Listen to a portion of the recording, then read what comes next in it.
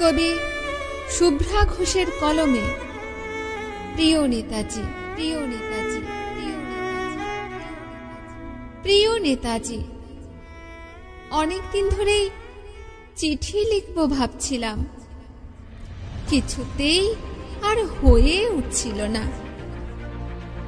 আজ কোনো একটা ঘটনার নিরিখে তোমাকে চিঠি লিখতে বসলাম।